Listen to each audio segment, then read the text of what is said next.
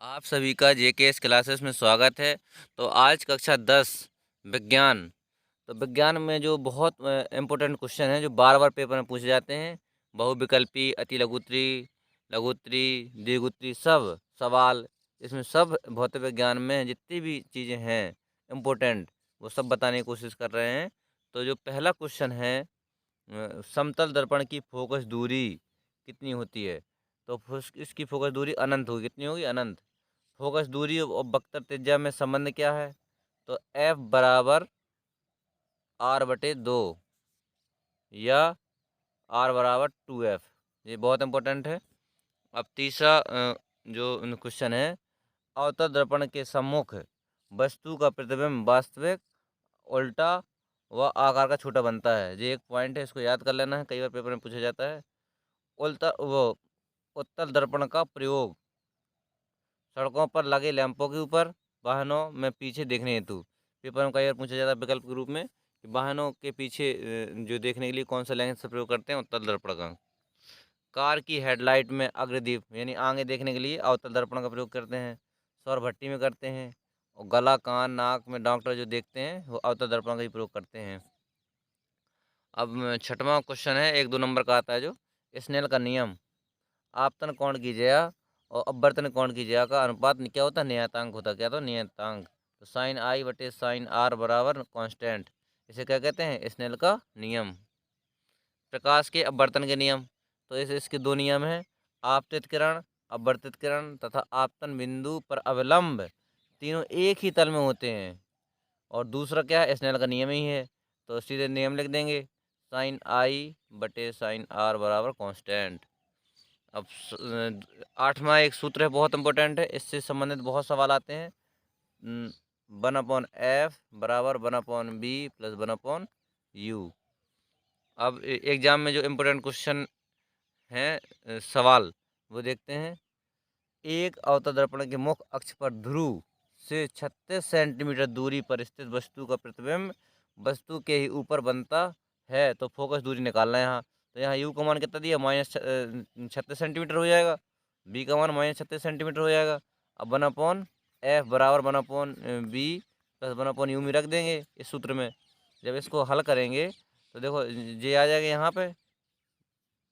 जब दोनों को हल करेंगे तो -2/36 आ जाएगा। जब इसको सॉल्व करेंगे तो एफ का मान कितना आ जाएगा? -18 सेंटीमीटर। तो ये बहुत इंपॉर्टेंट क्वेश्चन है, कई बार पेपर में पूछा जाता है। दूसरा सवाल देखते हैं, इसी प्रकार का। 15 सेंटीमीटर फोकस दूरी किसी उत्तल दर्पण से कोई प्रतिबिंब 10 सेंटीमीटर दूर पर रखा है। प्रतिबिंब की स्थिति और प्रकृति बताओ।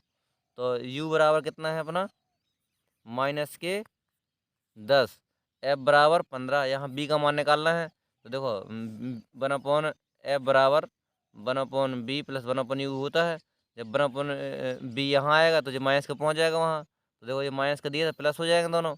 अब दोनों को सॉल्व करेंगे।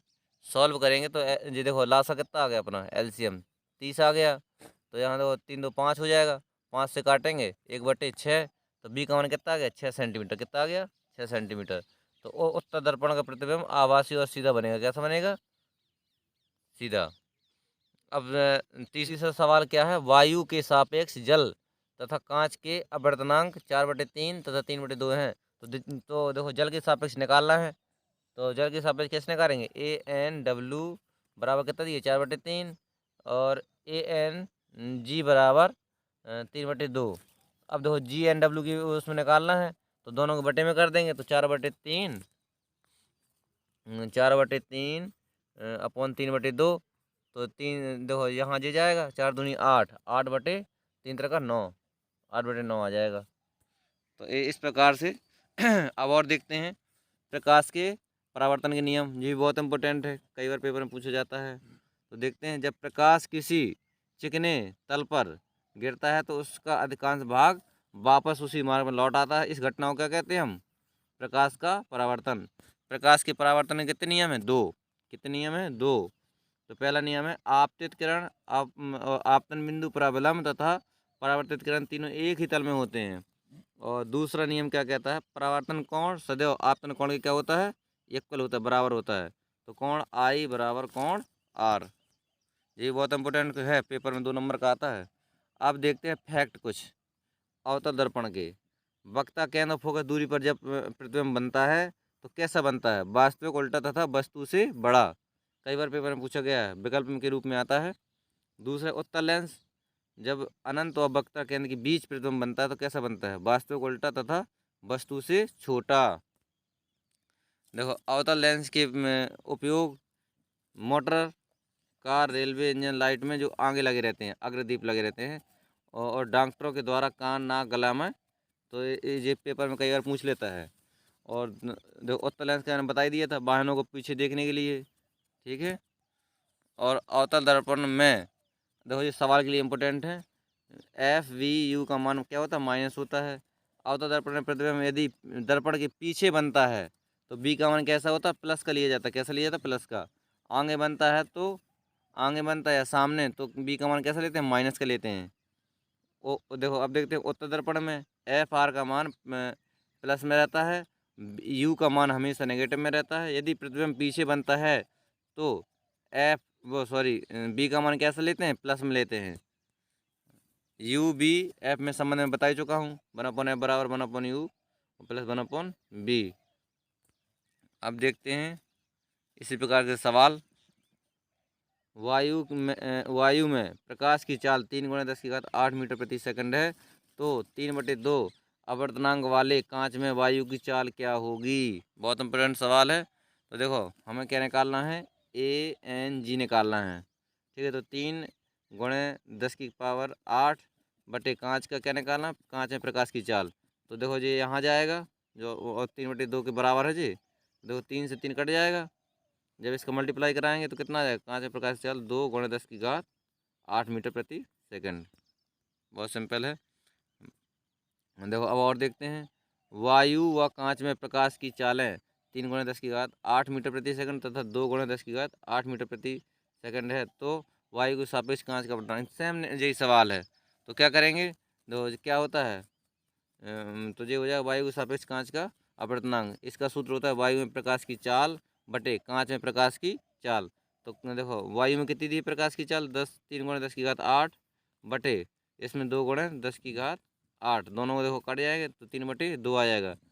जब 3/2 का भाग देंगे तो कितना आ जाएगा? 1.5। सेम सवाल है बिल्कुल। इस प्रकार सवाल कई बार पेपर में पूछा जाता है। अब देखते हैं इम्पोर्टेंट सवाल, दूरदृष्टि दोष। कई बार पेपर में आया है। इस दोष में दूर की वस्तु स्पष्ट दिखाई देती हैं परंतु निकट की वस्तु साफ नहीं दिखाई देती। इसे क्या कहते हैं? दूरदृष्टि दोष। इसका प्रतिबिंब रेटिना के पीछे बनता है, ये भी बहुत इंपॉर्टेंट है। अब उपाय क्या, कैसे इसका वो करें सॉल्यूशन? तो उत्तल लेंस का प्रयोग करते हैं निवारण में। क्या करते हैं? उत्तल लेंस का।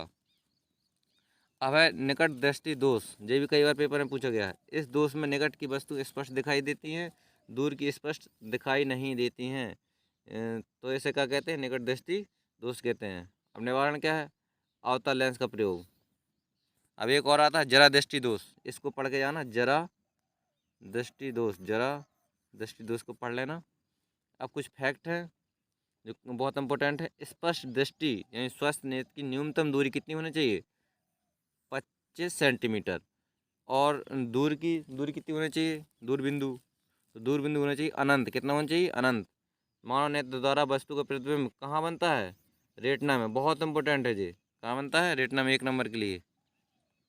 अब बात करते हैं विद्युत की सवाल। विद्युत, तो विद्युत के एक चैप्टर हो चुका था पहले, एक वीडियो आ चुका है।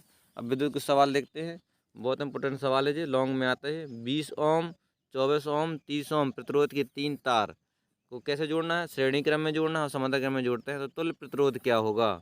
तो देखो श्रेणी क्रम में जब जोड़ेंगे तो श्रेणी क्रम का तुल्य प्रतिरोध क्या होगा? R बराबर, तीनों को जोड़ देंगे, R1 + R2 + R3। तो जोड़ेंगे 20, 24, 30, कितना आ जाएगा? 74 ओम। कितना आ जाएगा? तो 74 ओम आ गया तुल्य प्रतिरोध। अब दूसरा क्या निकालना है? समांतर क्रम में तुल्य प्रतिरोध निकालना है। तो इसका क्या हो जाएगा? 1/R बराबर 1/R1 + 1/R2 + 1/R3। तो ये दिया है सूत्र। अब इसे मान रख देंगे। जब मान रखेंगे, देखो तीनों को हल करेंगे तो 720 आएगा लासा। कितना आएगा? 720। तो यहाँ 36 आ जाएगा, ये इसका 30 आ जाएगा, इसका 24 आ जाएगा, जोड़ेंगे 90 आ जाएगा। काटेंगे तो 90 × 8 720 सॉरी। तो 1/r बराबर 1/8।